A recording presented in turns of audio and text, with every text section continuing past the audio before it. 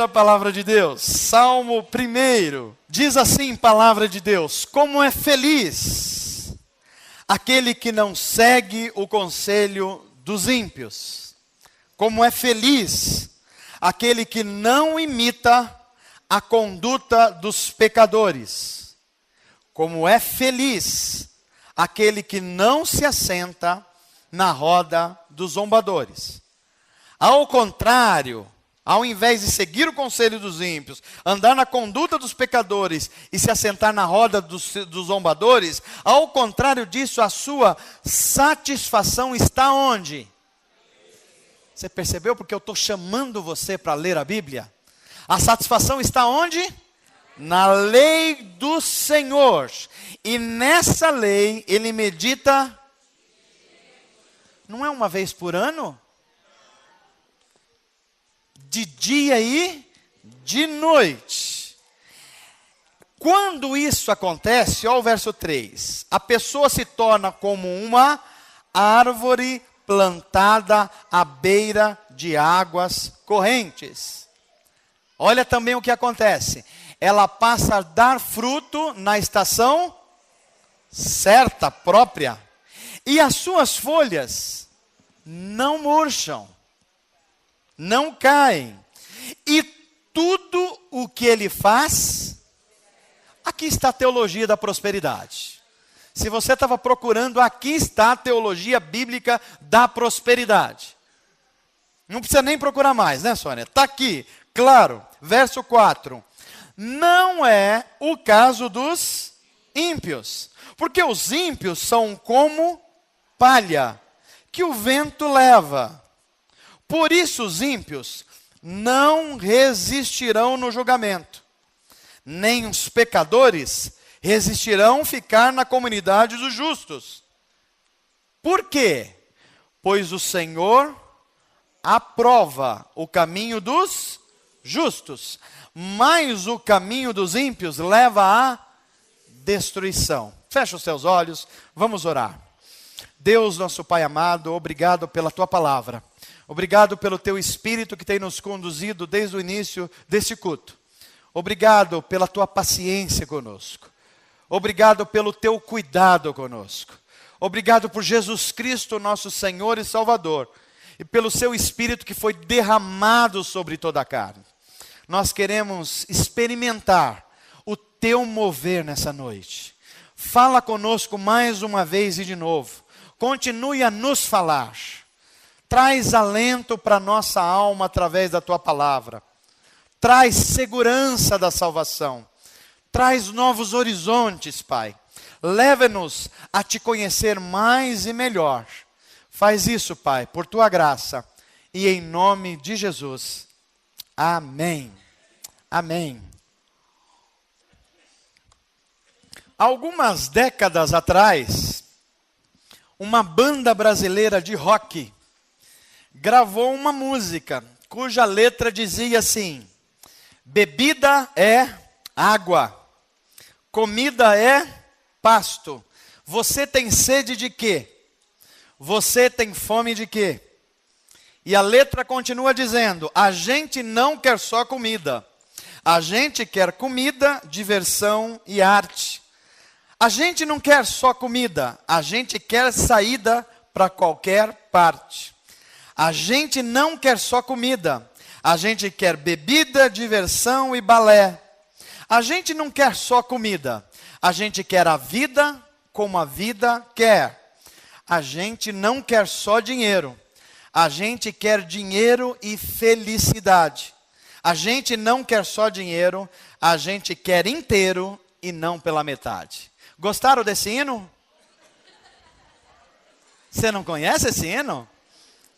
Pois é, essa banda é uma banda gospel chamada Titãs. Você conhece?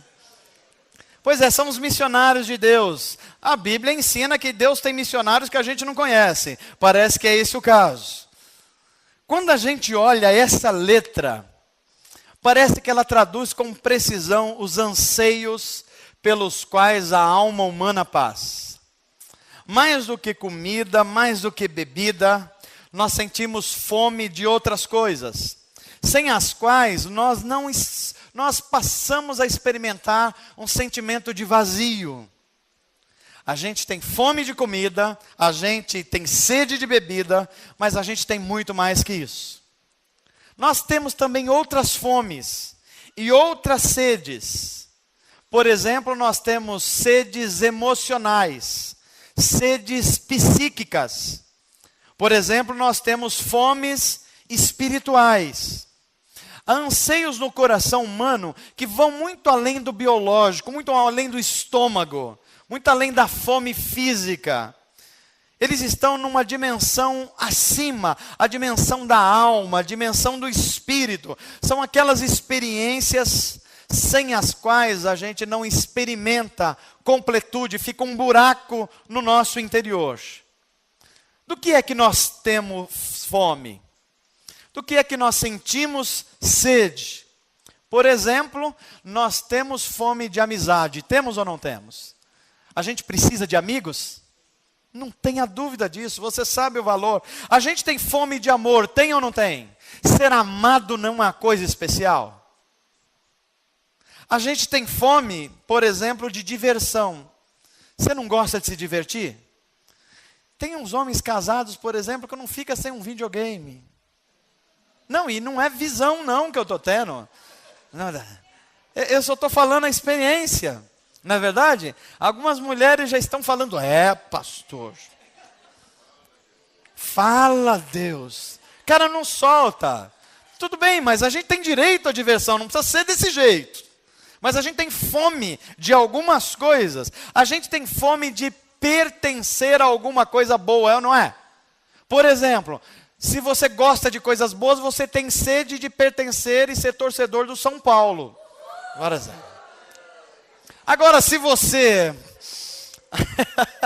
é meio largado assim, tal, mas se Deus tem misericórdia de você também, você pode gostar, sei lá, tem gente que gosta, de pertencer ao torcida do Corinthians, por exemplo. Tem gente que gosta de pertencer a um time que perdeu hoje, um tal de Palmeiras. Tem ainda uns outros pouquinhos que gostam de pertencer à torcida do Santos. A gente quer pertencer a alguma coisa. A gente pertence a uma família, pertence a uma igreja, pertence a alguma coisa. A gente quer. Quando o time de futebol ganha, a gente fala, nós ganhamos. Mas você não jogou. Mas a gente fala, nós ganhamos. Porque a gente tem sede de pertencer a alguma coisa. A gente tem sede de acolhimento, de um abraço. Tem ou não tem? Você recebeu um abraço de alguém na hora que você chegou aqui na igreja? Isso é bom ou não é? É bom demais. A gente tem sede de ser percebido. É verdade ou não é? Quando você chega num lugar e ninguém percebe que você chegou, como é que você se sente? Um João ninguém. Uma Maria, tem Maria ninguém? Deve ter, né? Você se sente alguma coisa desse tipo. A gente tem sede de realização. Você não tem sonhos? Você não quer ser alguma coisa ou alguém? A gente tem sede de realização. Sede de prosperidade. Quem gosta de dinheiro aqui? Quem está doente que não gosta? A gente tem sede de felicidade. Enfim, a gente tem fome e sede de uma série de coisas. E essa semana, ela termina ou começa com nós nos reunirmos aqui nessa igreja hoje, nesse auditório. E nós estamos carregando durante a semana inteira algumas fomes e algumas sedes. Nós estamos carregando algumas coisas que a nossa alma, ela tem desejos. Talvez alguns de vocês estão com aquela sede na alma. Deus, faz passar esse período pelo qual eu estou passando. É uma sede da alma. Alguns estão falando assim, Deus, quando é que o Senhor vai pôr um ponto final na confusão que se encontra a minha família? Isso é uma sede da alma. Outros estão dizendo assim, Deus, quando é que eu vou experimentar um certo equilíbrio na minha vida profissional? Isso é uma sede. Outros estão sofrendo com questões emocionais, questões espirituais. Outros estão se sentindo à margem da vida e estão falando assim, Deus, a minha alma está sedenta de que o Senhor faça algo novo e ponha um ponto final na minha agonia. Há um livro na Bíblia que escancara essas fomes e esses anseios expostos na alma humana. Há um livro na Bíblia que fala de alegrias, do extravasar das alegrias. Há um livro da Bíblia que fala também de tristezas enormes. Esse mesmo livro fala de gente que estava com raiva. Em outro momento, gente que sentiu compaixão. Gente que estava com medo de enfrentar a vida e ficou registrado isso na Bíblia Sagrada. Gente que estava no desespero. Gente que tinha perdido a esperança. Gente cuja oração era apenas lamento.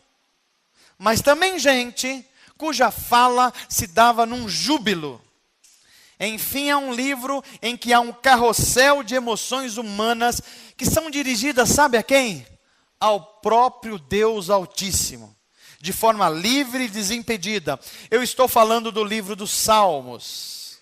Eu estou falando do livro que também é conhecido como o Saltério. Eu estou falando do livro que também é conhecido como o livro das lamentações da alma humana, mas também o livro do júbilo humano. Eu estou falando de um livro que Agostinho, um dos pais da igreja, disse que o livro dos Salmos era uma escola para a alma. Ele falou, além da escola, o livro dos Salmos é um espelho. Os Salmos, olha, você pode pegar qualquer livro da Bíblia e talvez não ter muita intimidade, mas quando você lê um salmo, você se enxerga lá. Porque as angústias do salmista são as suas angústias. Os medos do salmista são os seus medos. Eu não sei se você conhece, mas o Salmo 3, por exemplo, a Bíblia tem uns salmos desaforados. Tem um salmo, o Salmo 3 e outros salmos da Bíblia que o salmista está tão desesperado que ele diz: Senhor, se levanta e dá um murro na boca do meu inimigo e quebra-lhe os dentes. Está na sua Bíblia isso aí. Você já pensou uma oração dessa? Mas é alguém no limite do desespero, que não está aguentando mais e ele precisa falar. E para quem que ele fala? Ele fala para Deus. Lutero, o reformador, ele fazia dos salmos os seus devocionais diários.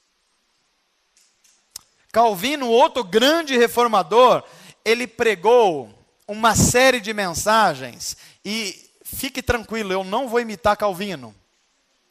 Por 10 anos na sua igreja, o livro dos Salmos. Já pensou? A partir de hoje o pastor Manu chega aqui, irmãos, pelos 10 próximos anos, 2015, então 2025, a gente termina a série dos Salmos. Tal é a importância que ele via para a alma humana, para o espírito humano, no intuito de ensinar o povo de Deus a orar. Se você não sabe orar, você precisa ler mais o livro dos Salmos. Se a sua oração está monótona, você precisa ler mais o livro dos Salmos. Se a sua oração só fica assim, eu gosto de Jesus, Jesus gosta de mim, eu gosto de Jesus, Jesus gosta de mim, você precisa ler os Salmos. Você precisa virar o disco. E os Salmos têm oração para todo tipo de gosto. Nenhum livro das Escrituras, olha que interessante, nenhum livro das Escrituras, fora os Salmos e Isaías, foi tão citado por Jesus no Novo Testamento. Aliás, na boca de Jesus, lá na hora que ele estava sendo crucificado, saiu as palavras de um salmo, o Salmo 22. E sabe o que diz o Salmo de 22? Deus meu, por que me desamparastes? Você já fez essa oração em alguma vez na sua vida? Aliás, será que você fez essa oração hoje? Senhor, será que o Senhor me desamparou? Será que o Senhor não está vendo a minha angústia? Será que o Senhor não está vendo o meu sofrimento? Essa oração está nos Salmos. E os Salmos é o retrato da alma humana. E é por essas e muitas outras razões que os Salmos se revestem de uma importância enorme no nosso tempo. Eles são atuais. Ele fala dos meus medos e dos seus medos. Ele fala dos meus lamentos e dos seus lamentos. Ele fala das minhas alegrias e das suas alegrias. Ele fala das nossas emoções. Ou seja, ele fala do nosso estado de alma. E a alma, conforme a Bíblia, cansa. Cansa ou não cansa? Você não cansa de um monte de coisa? Você não cansa de não ser reconhecido, não é verdade? Você não cansa de algumas pessoas? Tem algumas pessoas que cansam. A Bíblia diz que a gente cansa tanto que a gente até cansa de fazer o bem. É por isso que a Bíblia vai dizer, não vos canseis de fazer o bem. Por quê? Fazer o bem também cansa. Você ajuda o sujeito uma vez, parece que ele não se endireita. Aí, Sônia, você ajuda 2 vezes. O sujeito não entra na linha. Aí você fala, que trem é esse? Aí você começa a cansar. Mas a Bíblia fala assim, não se cansa não. Porque Deus também não se cansou de você. E esse é o motivo que a gente não deve se cansar dos outros. Porque Deus continua tendo graça e misericórdia de você. Porque a Bíblia vai dizer que você não é bom, não. Você pode concordar ou não concordar, mas a Bíblia vai dizer que há algo no seu coração, há uma tendência do seu coração a levar você para o mal. É por isso que Deus precisa, o Espírito de Deus, precisa atuar na minha e na sua vida diariamente, nos conduzindo à vontade de Deus, que é boa, perfeita e agradável. Ainda num dos salmos nós lemos, ainda que eu ande pelo vale da sombra da morte, não temerei. Por quê? Porque tu estás comigo.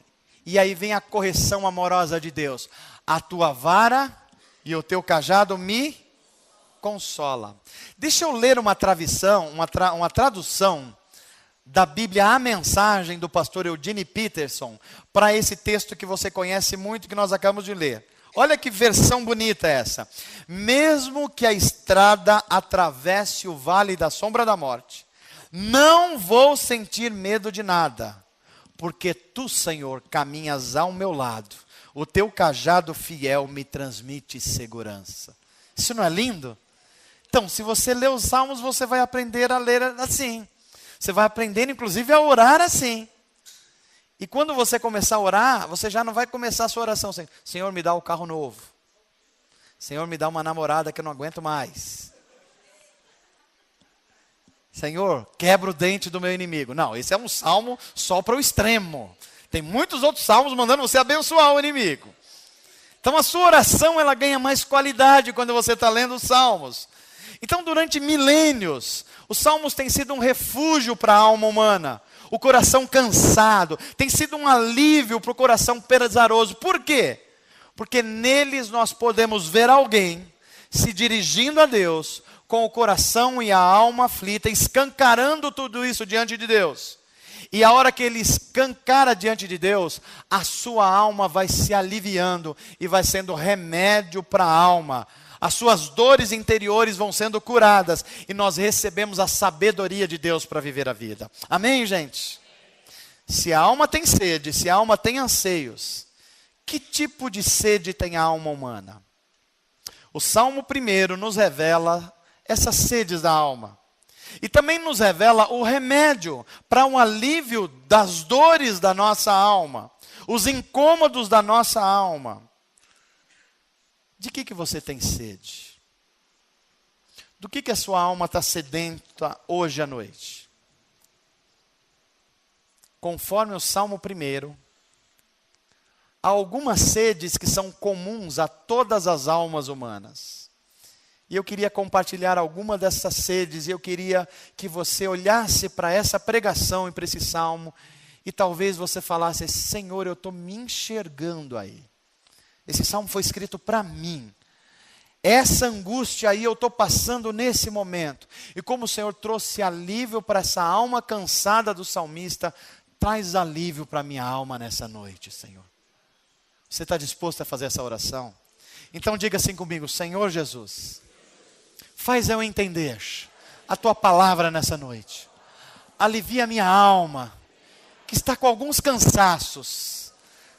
Traz água viva, e sacia a sede da minha alma, em nome de Jesus. Você tem sede de quê? A alma humana, conforme o Salmo 1, tem sede de felicidade. Sede de ser feliz. Todo ser humano normal tem sede de felicidade. Todo ser humano com as suas faculdades mentais em ordem quer ser feliz. Se você perguntar para alguém dizer apenas em uma palavra o que ela quer da vida, o que você acha que a pessoa vai responder? O que você acha? Ela vai responder que ela quer ser feliz. Eu quero ser feliz. O problema é definir o que é felicidade. Por exemplo, para muitos, felicidade é ter muito dinheiro. Para muita gente, felicidade é isso. Mas o problema é que quando a gente olha para a vida das pessoas, a gente vê pobre infeliz. Vê ou não vê? Mas a gente também vê rico infeliz? Então isso não pode ser uma definição de felicidade. A gente olha para algumas pessoas que acham que felicidade, por exemplo, é ter saúde. É claro que a gente vê pessoas sem boa saúde infeliz. Mas você já pegou alguma pessoa que o cara não tem nada de mal, o cara não tem uma dor de dente, o cara não tem uma dor de cabeça, mas o cara vive infeliz? Conhece gente assim? Tranqueira. Porque o cara não tem uma unha encravada, mas ele vive infeliz. Você pergunta para o cara, tá bom? Não, tá bom, a vida está uma porcaria. Você fala, mas você está doente? Não, não estou doente, mas eu não sei porque está bom para você. Para mim não está. Então esse também não pode ser um critério de felicidade. Para outros, igual o Roberto Carlos, eu quero ter 1 milhão de amigos e bem mais forte poder cantar. Para muita gente são os relacionamentos. Mas a gente vai ver que há pessoas que são infelizes porque são sozinhas. E outras pessoas que são infelizes justamente porque tem muita gente dando pitaco na vida dela. Tem gente assim ou não? Não é você não, né? Então esse também não pode ser um critério de felicidade. Então quem é feliz? Que tipo de pessoa é feliz? O que é felicidade segundo a Bíblia? Olha que curioso. A Bíblia em lugar nenhum dela vai definir o que é felicidade. Mas ela vai dizer que tipo de pessoa é feliz. Porque felicidade, conforme a Bíblia, não é apenas um destino. Felicidade na Bíblia é um caminho. É um modo como você vai. É o jeito, é um estilo de vida. E a Bíblia vai definir no Salmo 1, no seu versículo número 1, que tipo de gente é feliz. Quem é feliz? Quem é bem-aventurado conforme a Bíblia Sagrada? A Bíblia vai dizer, é feliz e é bem-aventurado aquele que encontrou o caminho da vida e entrou pelo caminho da felicidade. E naturalmente você vai perguntar assim, pastor, qual é o caminho da felicidade? O Salmo 1 vai dar 3 dicas para mim e você. Ele vai dizer assim, é feliz aquele que está no caminho e não segue o conselho dos ímpios. O caminho para a felicidade passa para você se certificar de quem é que você ouve. Deixa eu fazer uma pergunta para você. Quando você tem que tomar uma decisão importante, quem você ouve? Será que nós não estamos ouvindo ímpios? E tomando decisões e decisões equivocadas? Agora, deixa eu explicar para você o que é um ímpio. Ímpio é o oposto de uma outra palavra. Por exemplo, toda vez que você quer falar um antônimo de uma coisa, uma das possibilidades da língua portuguesa é você colocar um IN ou um IM na frente. Por exemplo, se você vai falar que o oposto de digno, o que é? Indigno. O oposto de disponível é o quê? Indisponível. E qual é o oposto de ímpio? E agora, pastor? Tira o in da frente.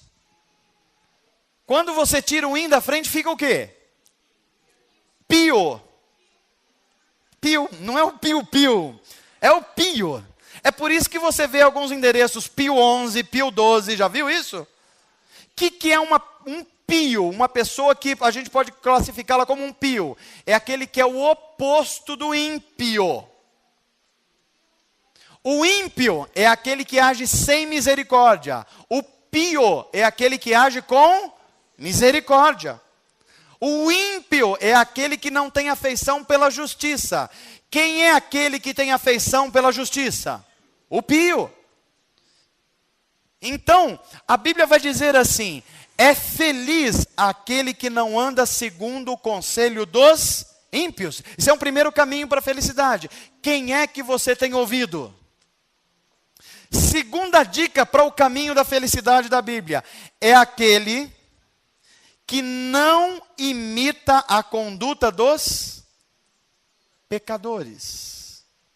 Você sabe que nós estamos numa época que as pessoas estão sedentas de ter heróis. Quem é o seu herói? Quem é a pessoa que te inspira? Quem você procura imitar? Porque esse pode ser um caminho que vai definir a sua felicidade ou não. Tem muita gente definindo a sua influência com pessoas erradas, com fontes erradas. E a Bíblia vai dizer: é feliz, encontrou o caminho da felicidade, aqueles que não imitam a conduta dos pecadores. Aqueles que não têm o estilo de vida.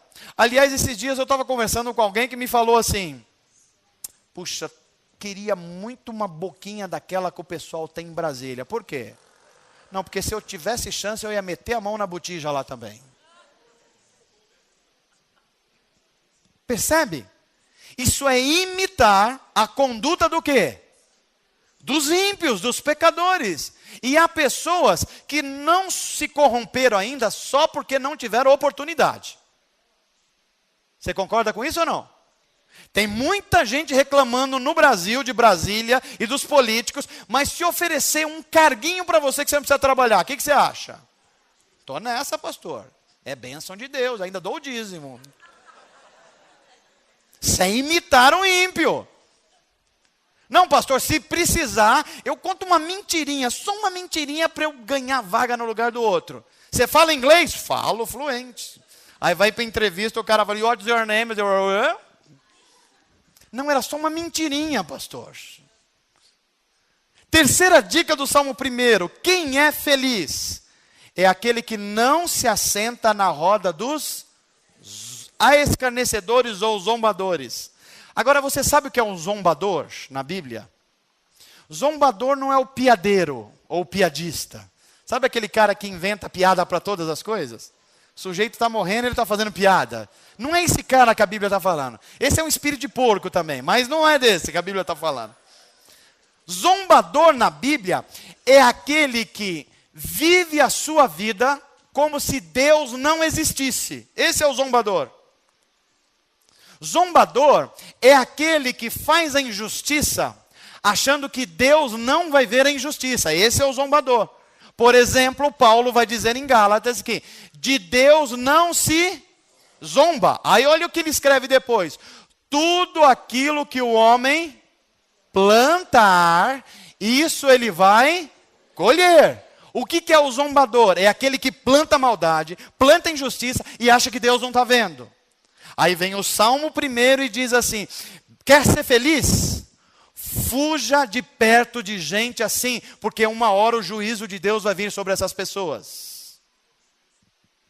Olha que coisa interessante. A alma tem sede de felicidade e a Bíblia aponta a felicidade.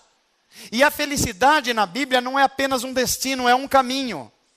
Se você quiser ser feliz, a Bíblia tem a receita para você. Não ande no caminho de pecadores. Não aceite conselho de ímpios. E não se junte a escarnecedores de Deus. Pastor, e como eu sei que eu estou no caminho certo? Bem, Jesus vai dizer nos evangelhos: eu sou o caminho. Ninguém vai ao Pai a não ser por mim. Quem quer ser feliz aqui nessa noite? Qual é o caminho para ser feliz? É trilhar a vida em Cristo. É fugir dos zombadores de Deus. É não imitar estilo de vidas pecaminosos. É você estar atento para a voz de Deus para a sua vida. Diga assim comigo: Senhor Jesus, minha alma tem sede de felicidade. Eu quero ser feliz, fazendo a coisa certa, buscando no lugar certo, para a glória de Deus e para a minha felicidade. Amém, gente? Você tem sede de quê? A alma humana também tem sede, além de felicidade, tem sede de satisfação. Se tem algo que a alma humana busca, é satisfação. Mas o que é isso, essa palavrinha chamada satisfação? Veja, Sigmund Freud foi um dos maiores pensadores que o mundo conheceu. Ele é o pai da psicanálise. Ele foi um expert nos problemas da alma humana. Ele escreveu um livro fantástico chamado O Mal-Estar da Civilização. E o que é que ele diz nesse livro? A tese do livro. A tese é: o ser humano, ele convive com uma insatisfação que lhe é natural. E ele vai buscar numa série de coisas na sua vida algo que tenta preencher o vazio que ele tem dentro da alma. O Freud, embora ele não conseguiu a resposta para esse problema, mas o diagnóstico dele foi perfeito. O ser humano convive com isso, uma certa insatisfação. E cada vez mais o homem moderno, veja que coisa curiosa, cada vez mais o homem moderno, o homem do nosso tempo, tem mais coisas à disposição. É verdade ou não é? Você vai comprar uma salsicha no mercado, quantas marcas você tem? Não precisa falar essa marca não. Mas há pouco mais de 200 anos, 300 anos, estourando 600 anos, a principal atividade humana era sair atrás da comida, porque tudo era isso que importava para a vida. Então nós temos muitas opções, mas a pergunta é, o homem moderno está satisfeito? Deixa eu fazer uma pergunta muito particular, mas muito particular mesmo, para as mulheres. Você está satisfeito com quantas bolsas você tem?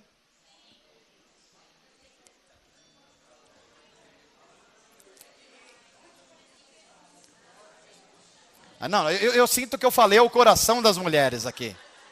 Só estou dando um exemplo. Agora deixa eu fazer uma pergunta muito particular para os homens. Você está satisfeito com o carro que você tem?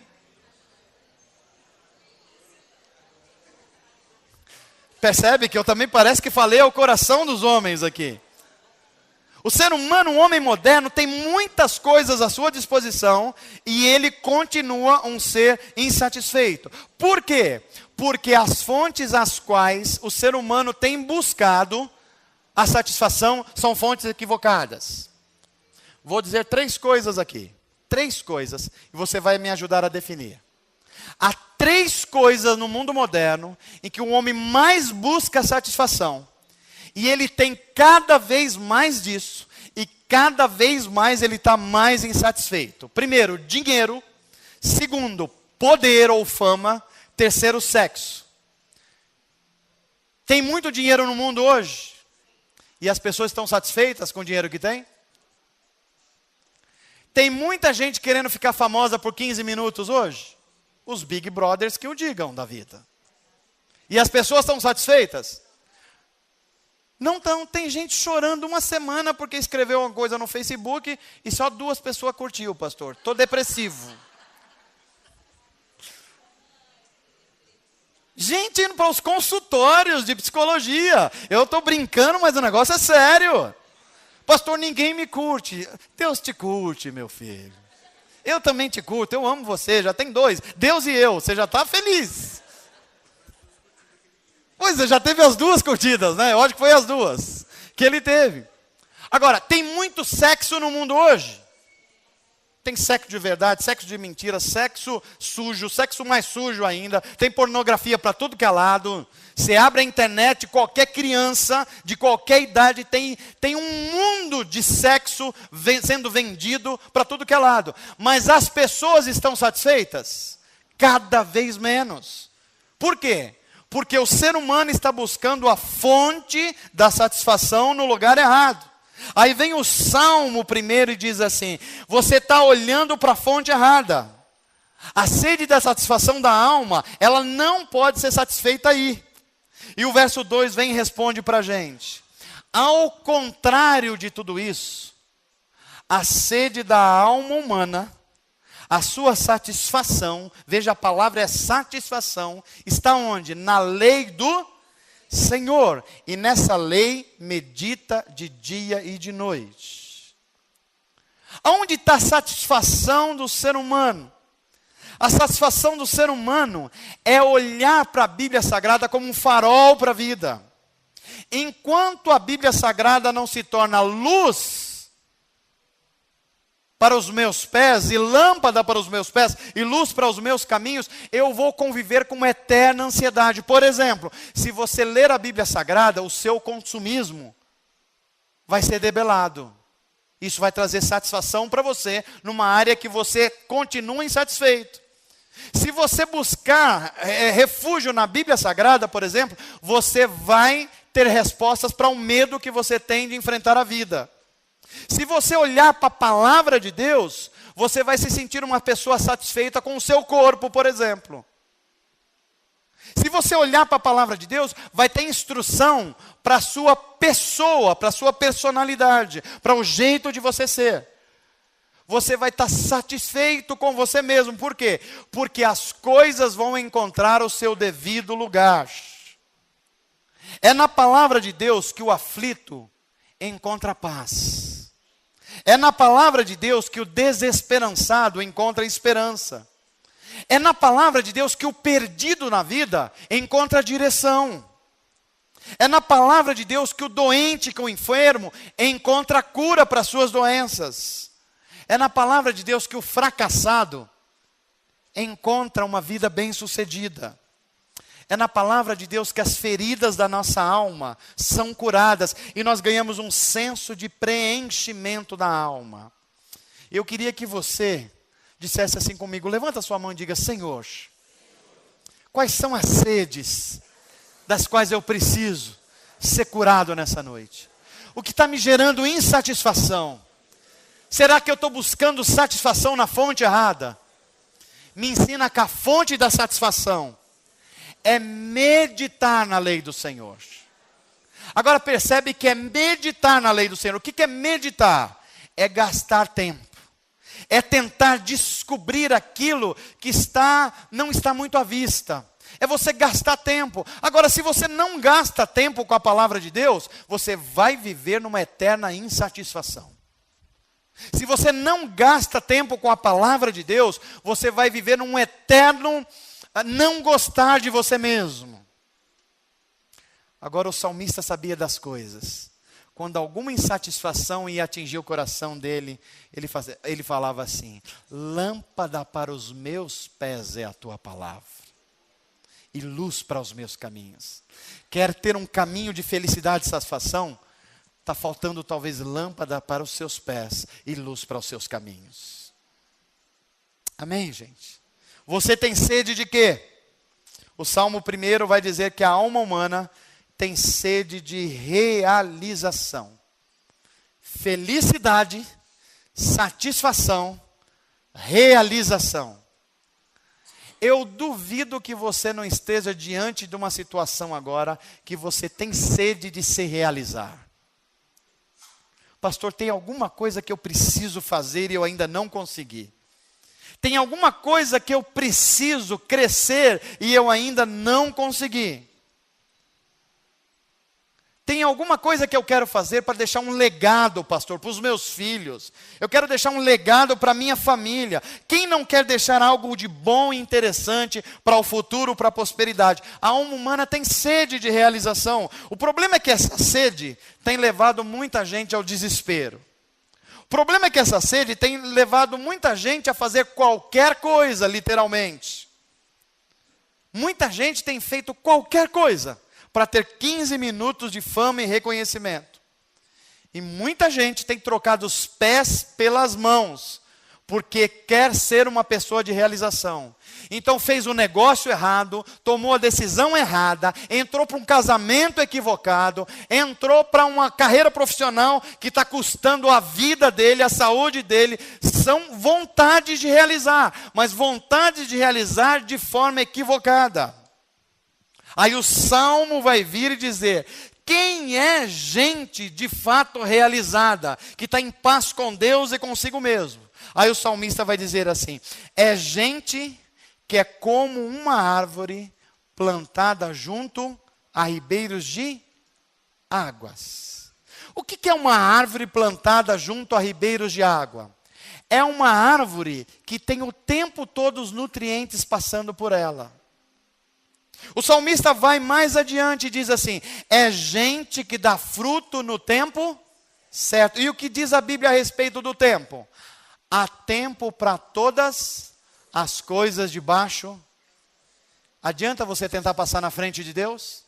Adianta você dar um passo adiante quando Deus está falando para você não sair do seu lugar? Adianta você fazer as coisas quando Deus está falando para você não fazer? Quem é feliz, quem é realizado, é aquele que aprende a dar fruto no tempo certo.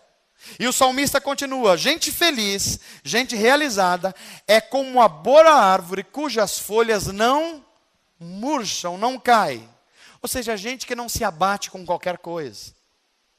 É gente como aquela viúva no tempo dos profetas Elias e Eliseu, que o profeta chega para ela e fala assim: como vai você e a sua casa? O que ela diz? Vai tudo bem. É gente que confia em Deus. É gente que as folhas não caem. É gente que as folhas não murcham, mesmo estando diante da crise. Vai tudo bem porque Deus prometeu estar comigo. Ele disse que se eu andasse pelo vale da sombra da morte, eu não temeria mal algum. Por quê? Porque Ele está comigo, a sua vara e o seu cajado vão me consolar. É gente que não entra para o desespero da realização, porque a sua realização está no tempo certo. E sabe de uma coisa? Quem anda no tempo de Deus, primeiro, não chega atrasado. Mas quem anda no tempo de Deus também não chega adiantado. Quem anda no tempo de Deus faz a coisa certa, na hora certa, pelo motivo certo, para a glória de Deus e se sente realizado na vida. Você tem sede de quê? O Salmo vai nos ensinar que a alma humana, e eu termino essa mensagem, tem sede de prosperidade. Pastor, você vai falar de prosperidade nessa noite? Eu gosto de prosperidade. Eu só não gosto daquilo que a Bíblia não gosta. Eu só não gosto quando alguém distorce a Bíblia, ensinando o que a Bíblia não ensina. O senhor vai falar aí, pastor, hoje que Deus revelou uma chave de carro para alguém?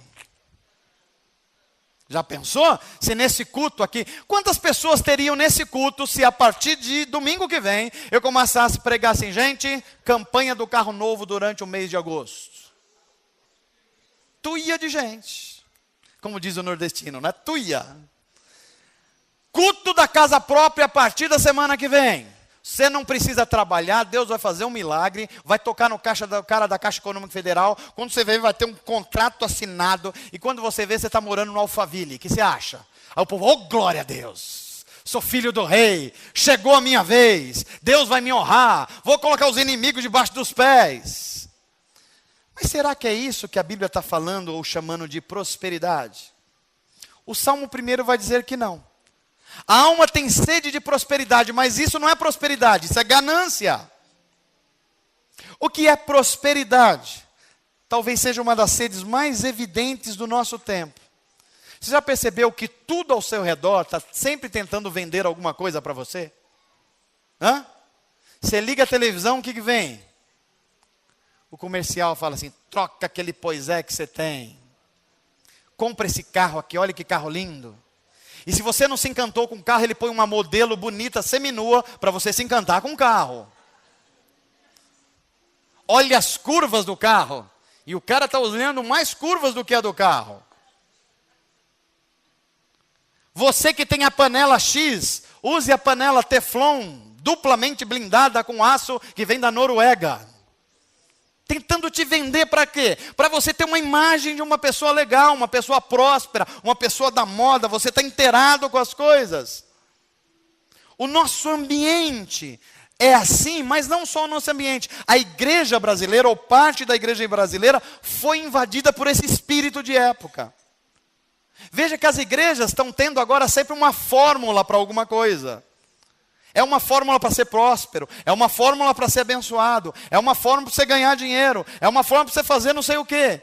E a igreja entrou no espírito da época. Compre tal carro, more em tal lugar para você ser próspero, vista tal roupa, leia tal livro, assista a palestra de um guru tal, viaje para tal lugar e você vai ser alguém próspero.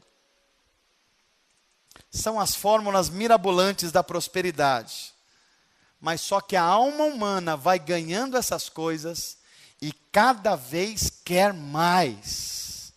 É como tomar a água do mar quando se está com sede. Você toma a água salgada e fica com mais sede ainda.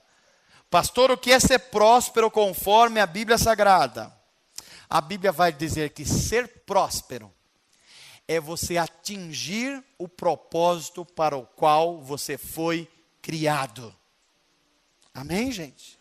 O que é ser próspero? É você atingir o propósito para o qual Deus criou você.